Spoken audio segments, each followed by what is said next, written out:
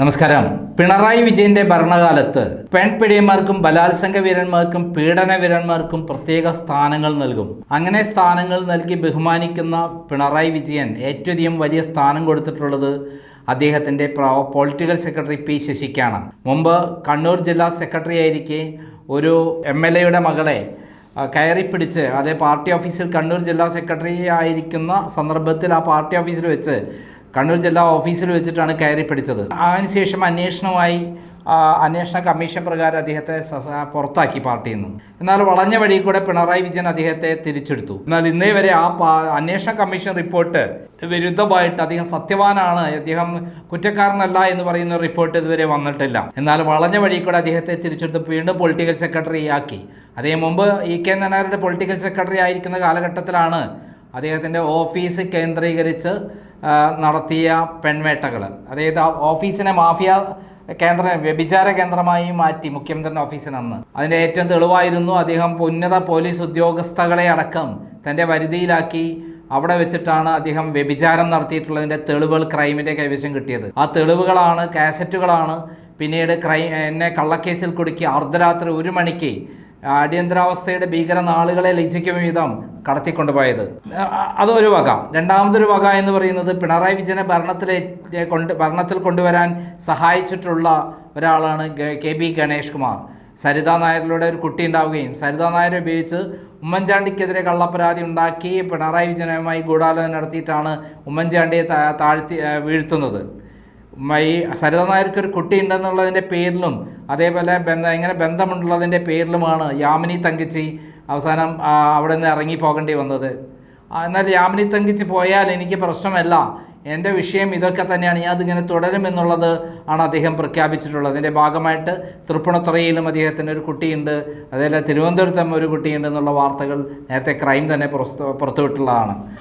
എന്നാൽ ഇപ്പോൾ അദ്ദേഹത്തിൻ്റെ വകുപ്പിലുള്ള ഇത്തരത്തിലുള്ള പീഡക വീരന്മാർക്ക് പ്രത്യേക സ്ഥാനം കൊടുത്ത് ബഹുമാനിക്കുകയാണ് പിണറായി വിജയനും ഗണേഷ് കുമാറും. അതിൻ്റെ ഏറ്റവും വലിയ തെളിവാണ് MV ആയ മോട്ടോർ വെഹിക്കിൾ ഇൻസ്പെക്ടറായ AS വിനോദിന് 2 ബലാത്സംഗം, 1 പീഡന ശ്രമം, അതുപോലുള്ള കാര്യങ്ങൾക്ക് സസ്പെൻഡ് ചെയ്യപ്പെട്ട ആളെ പ്രൊമോഷൻ നൽകി ജോയിൻ്റ് RTO ആക്കിയിരിക്കുകയാണ്. ജോയിൻ്റ് RTO എന്ന് പറയുന്നത് അങ്ങനെ ഒരു സ്ഥാനം തന്നെ കൊടുക്കാൻ യോഗ്യതയില്ലാത്ത, അങ്ങനെ ഒരു ചട്ടങ്ങൾ വിരുദ്ധമായി ഒരിക്കലും അങ്ങനെ ചെയ്യാൻ പാടില്ലാത്ത നിയമവിരുദ്ധമായ ഒരു നടപടിയാണ് പിണറായി വിജയനും അതേപോലെ ഗണേഷ് കുമാറും ഇപ്പോൾ ചെയ്തിരിക്കുന്നത്. അതായത് ഗണേഷ് കുമാർ ഈ ചെയ്തതിൻ്റെ പിന്നിൽ വളരെ വ്യക്തമായിട്ടുള്ള ലക്ഷ്യമുണ്ട്. തനിക്ക് അങ്ങനെയുള്ള ആളുകളെ കിട്ടിക്കഴിഞ്ഞാൽ കൃത്യമായി ആവശ്യമുള്ള ഇത്തരത്തിലുള്ള ലേഡീസിനെ ഗണേഷ് കുമാറിനും എത്തിച്ചു കൊടുക്കാൻ പറ്റും. മാത്രമല്ല, ഇപ്പോൾ പുറത്തു വന്ന വിവരം 3 കോടി രൂപ ഈ ഗണേഷ് കുമാറിന് കൊടുത്തിട്ടാണ് ഇങ്ങനെ ഒരു തിരിച്ച് നിയമനം, ജോയിൻ്റ് RTO നിയമനം ഉണ്ടായിട്ടുള്ളത് എന്നുള്ള വിവരമാണ് പുറത്തു വന്നിരിക്കുന്നത്. പിണറായി വിജയന് കൊടുക്കാനുള്ളത് കൊടുത്തു. അതിനുശേഷം ഗണേഷ് കുമാറിന് 3 കോടി രൂപ കൊടുത്ത ശേഷം നേരത്തെ അദ്ദേഹത്തിനെതിരെ നടപടി എടുക്കണമെന്ന് ശുപാർശ ചെയ്ത, അദ്ദേഹത്തെ സസ്പെൻഡ് ചെയ്യണം, ഇതിൽ നിന്ന് ഡിസ്മിസ് ചെയ്യണമെന്ന് ശുപാർശ ചെയ്ത ഗണേഷ് കുമാറിനെ വായ അടപ്പിച്ചത്. അദ്ദേഹം ഗണേഷ് കുമാറിനെ എല്ലാ വിധത്തിലും തൻ്റെ ഞാൻ എന്തിനും തയ്യാറാണ്, എന്നെ തിരിച്ചെടുത്ത് യഥാർത്ഥ ഇതുപോലുള്ളൊരു പോസ്റ്റ് തരണം എന്ന് കൃത്യമായി വളഞ്ഞ വഴിയുടെ ആവശ്യപ്പെട്ടു എന്നാണ് പുറത്തു വന്ന വിവരം. അങ്ങനെ ഇപ്പോൾ അദ്ദേഹത്തെ തിരിച്ചെടുത്തത് മാത്രമല്ല ജോയിൻ്റ് RTO ആയിട്ട് നിയമിക്കാൻ ഉത്തരവിടുകയിട്ടിരിക്കുന്നു എന്നുള്ള വിവരമാണ് പുറത്തു വന്നിരിക്കുന്നത്. എന്തായാലും ഈ കാര്യത്തെക്കുറിച്ച് കേരള ടോറസ് ടിപ്പർ അസോസിയേഷൻ്റെ സംസ്ഥാന secretary Johnson Padamadan PB Nooh special secretary ട്രാൻസ്പോർട്ടിന് കൊടുത്ത ഒരു പരാതി ഞാൻ വായിക്കുകയാണ്. ആ പരാതിയുടെ കോപ്പിയും കാണിക്കുകയാണ്. അതായത് Kerala motor vehicle gazetted officers അസോസിയേഷൻ്റെ സെക്രട്ടറി എന്ന നിലയിൽ പ്രവർത്തിക്കുകയും ഇതിൻ്റെ അടിസ്ഥാനത്തിൽ ഉന്നത വ്യക്തികളെയും ഉദ്യോഗസ്ഥരെയും സ്വാധീനിച്ച് ജോയിൻ്റ് RTO പ്രൊമോഷൻ ലഭിക്കുന്നതിനായി ചട്ടവിരുദ്ധമായി ഫയൽ നീക്കം നടത്തി പ്രൊമോഷൻ കമ്മിറ്റിയിൽ ഉൾപ്പെടുത്തിയതായി സംഘടനയ്ക്ക് അറിവ് ലഭിച്ചിട്ടുണ്ട്. താഴെ പറയുന്ന വിഷയങ്ങളെ ആസ്പദമാക്കി MV AS വിനോദിന് പ്രൊമോഷൻ നൽകുവാൻ പാടുള്ളതല്ല എന്ന് സംഘടന അങ്ങയുടെ മുമ്പാകെ ബോധിപ്പിച്ചു കൊള്ളുന്നു. ഇത് സംബന്ധിച്ച് ചില വസ്തുത ചൂണ്ടിക്കാണിക്കുന്നു. 1. കൊല്ലം ഈസ്റ്റ് പോലീസ് സ്റ്റേഷനിലെ സ്ത്രീ പീഡന കേസിൽ 1504/2017 നമ്പർ FIR ആയി കേസ് രജിസ്റ്റർ ചെയ്ത് കോടതിയിൽ വിചാരണയിലാണ്.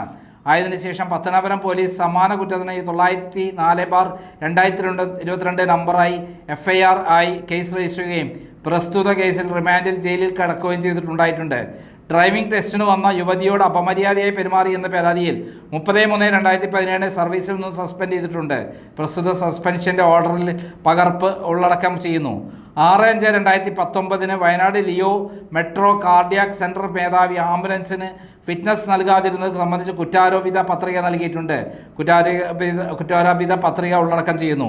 30/8/2022 ഇപ്പോഴത്തെ ട്രാൻസ്പോർട്ട് വകുപ്പ് മന്ത്രി ശ്രീ KB ഗണേഷ് കുമാർ ഇത്തരത്തിൽ MVIAS വിനോദിനെ സർവീസിൽ നിന്ന് പിരിച്ചുവിടണമെന്നുള്ള ആവശ്യത്തിന്മേൽ ട്രാൻസ്പോർട്ട് ഡിപ്പാർട്ട്മെൻറ്റിൽ C3248/2022 ട്രാൻസ് നമ്പർ ഫയലിൽ നടപടി സ്വീകരിച്ചു വരികയാണ്. മോട്ടോർ വാഹന വകുപ്പിലെ ഉന്നതരുമായും ഉദ്യോഗസ്ഥരുമായും ഉള്ള ബന്ധത്തിൻ്റെ അടിസ്ഥാനത്തിൽ അഴിമതിക്കാരായ മോട്ടോർ വാഹന വകുപ്പ് ഉദ്യോഗസ്ഥരെ കണ്ടെത്തുന്നതിനുള്ള TC സ്ക്വാഡിൽ മുൻ transport commissioner Sreejith IPS 16/3/2024 order number E3224/2022 TC ഉത്തരവ് പ്രകാരം ഇത്രയും കുറ്റാരോപിതനായ MVIAS വിനോദിനെ TC സ്ക്വാഡിൽ ഉൾപ്പെടുത്തി. ഇതിൽ നിന്നും അദ്ദേഹത്തിൻ്റെ സ്വാധീനം മനസ്സിലാക്കാൻ സാധിക്കുമല്ലോ. മുകളിൽ പ്രസ്താവിച്ചുള്ള വിഷയങ്ങളെ ആസ്പദമാക്കി MVIAS വിനോദിനെ ഒരു കാരണവശാലും പ്രൊമോഷൻ നൽകുവാൻ പാടുള്ളതല്ല എന്നാണ് സംഘടനയുടെ അഭിപ്രായം. ലോ ഡിപ്പാർട്ട്മെൻറ്റും P&ARD ഡിപ്പാർട്ട്മെൻറ്റും ഫയലുകൾ വേണ്ടത്ര പരിശോധിക്കാതെ MVIAS വിനോദിനെ അനുകൂലമായി റിപ്പോർട്ട് നൽകിയതായി മനസ്സിലാക്കുന്നു. ആയതിനാൽ സമൂഹത്തിൽ ഇത്തരം കുറ്റങ്ങൾ ചെയ്യുന്ന ഉദ്യോഗസ്ഥർക്ക് പ്രൊമോഷൻ നൽകുന്നത് തെറ്റായ സന്ദേശം സമൂഹത്തിന് നൽകുവാനിടയുണ്ട്. ഈ വിഷയത്തിൽ ആവശ്യമായ നടപടി സ്വീകരിക്കണമെന്ന് സംഘടന അങ്ങോട്ട് അഭ്യർത്ഥിക്കുന്ന വിശ്വസ്തയുടെ ജോൺസൺ പടമാടൻ ജനറൽ സെക്രട്ടറി 10/4/2025. ഇതിലെ ഏറ്റവും പ്രധാനപ്പെട്ട കാര്യം ഇദ്ദേഹം സ്ഥിരമായിട്ട് ബലാത്സംഗത്തിൽ പ്രതിയാണ്. ഇതേപോലെ സ്ത്രീകളെ ടെസ്റ്റിന് വന്ന പെൺകുട്ടികളെ കയറി പിടിച്ചിട്ടുള്ള ആളാണ്. ഇതേപോലെ തട്ടിപ്പ് നടത്തിയിട്ടുള്ള ആളാണ്.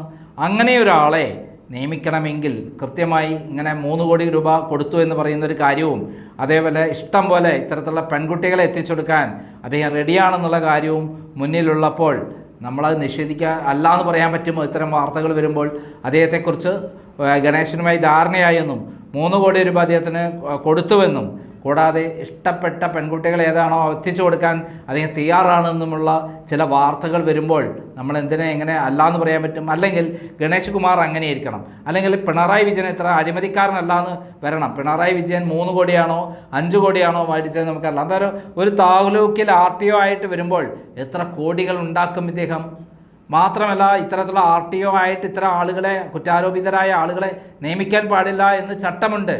എന്നാൽ ആ ചട്ടങ്ങളെല്ലാം ലംഘിച്ചുകൊണ്ടാണ് പിണറായി വിജയനും ഗണേഷ് കുമാറും ഇത്തരത്തിൽ വൃത്തികേടിന് കൂട്ടുനിൽക്കുന്നത് എന്നുള്ളതാണ് ഏറ്റവും പരിതാപകരമായ കാര്യം. നമുക്കറിയാം കേരളത്തിലെ രാഷ്ട്രീയ മേഖല തന്നെ ഇത്തരത്തിൽ ഉടച്ചുവാർക്കലിന് അദ്ദേഹം ചെയ്തിട്ടുള്ളത് കൂടെയുള്ളത് അഴിമതിക്കാരായ ഉദ്യോഗസ്ഥന്മാരും ഉദ്യോഗസ്ഥന്മാരും അതേപോലെ പാർട്ടി ഭാരവാഹികളുമാണ്. അത്തരം ആളുകളെയാണ് പിണറായി വിജയന് വേണ്ട. ഏത് തട്ടിപ്പ് നടത്താൻ കഴിവും സാമർഥ്യമുള്ള ആളുകളെ ഉന്നത സ്ഥാനത്ത് നിയമിച്ച് തൻ്റെ അധികാരം വീണ്ടും പിടിച്ചെടുക്കാനുള്ള കുതന്ത്രമാണ്, അതേപോലെ പണമുണ്ടാക്കാനുള്ള കുതന്ത്രമാണ് പിണറായി വിജയൻ ചെയ്തുകൊണ്ടിരിക്കുന്നത് എന്നുള്ളതാണ് സത്യം. നന്ദി, നമസ്കാരം.